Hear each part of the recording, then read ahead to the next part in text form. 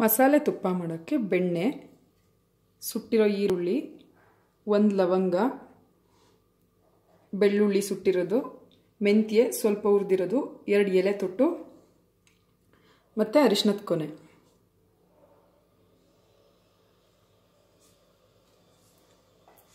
ನಾನಿಲ್ಲಿ 3 ಸೇರು ಬೆಣ್ಣೆ ತೊಗೊಂಡಿದ್ದೀನಿ.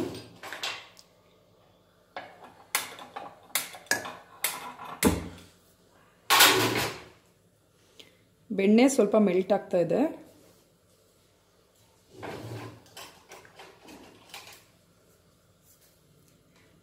ಇಲ್ಲಿ ನಾನು ಸುಟ್ಟಿ ತಗೊಂಡಿರೋ ಆನಿಯನ್ನ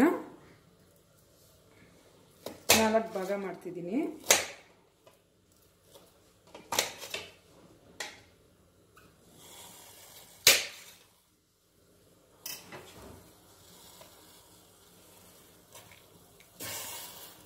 ಆನಿಯನ್ನ ಇದರಲ್ಲಿ ಹಾಕ್ತಿದ್ದೀನಿ.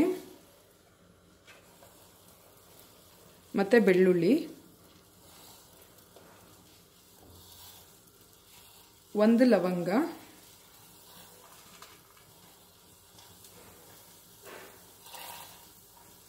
ಅರಿಶಿನದ ಕೊನೆ ಚಚ್ಚಿ ಪುಡಿ ಮಾಡಿರೋದು,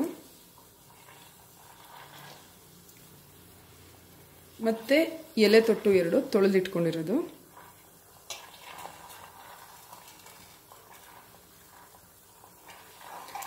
ಮತ್ತು ನೀಟಾಗಿ ಸ್ವಲ್ಪ ಬೆಚ್ಚಗೆ ಮಾಡಿರೋದು ಮೆಂತ್ಯ,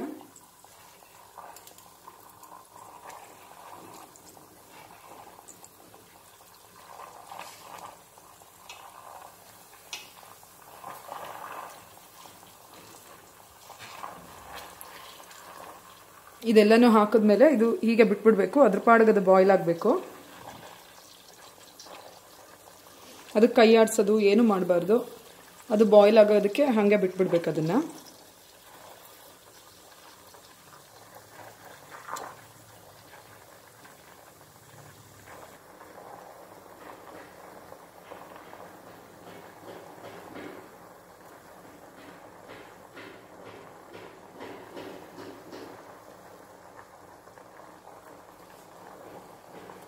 ಇನ್ನು ಬಾಯ್ಲ್ ಆಗ್ತಾ ಇದೆ.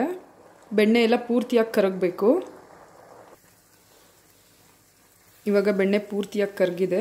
ಅದರಲ್ಲಿರೋ ನೀರಿನ ಅಂಶ ಎಲ್ಲ ಸಿಯೋವರೆಗೂ ಇವಾಗ ಕಾಯಬೇಕಾಗತ್ತೆ.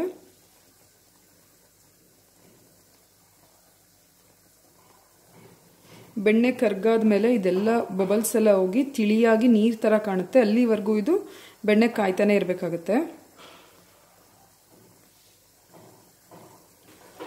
ನೋಡಿ, ಇವಾಗ ಆಗ್ತಾ ಬಂತು. ಆ ಬಬಲ್ಸ್ ಎಲ್ಲ ಸ್ವಲ್ಪ ಕಮ್ಮಿ ಆಗ್ತಾ ಬಂದಿದೆ. ಇವಾಗ ನೀರು ಥರ ಕಾಣೋದಕ್ಕೆ ಸ್ಟಾರ್ಟ್ ಆಗಿದೆ.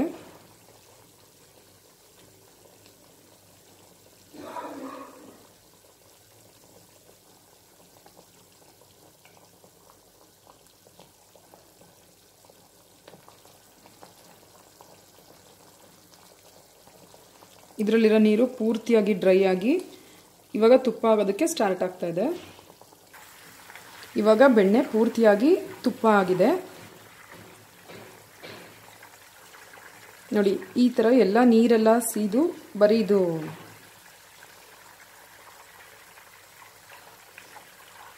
ಇವಾಗ ಕಂಪ್ಲೀಟಾಗಿ ತುಪ್ಪ ಆಗಿದೆ. ಇದು ಮಸಾಲೆ ತುಪ್ಪ. ಮಕ್ಳಿಗಂತೂ ತುಂಬ ಒಳ್ಳೆಯದು.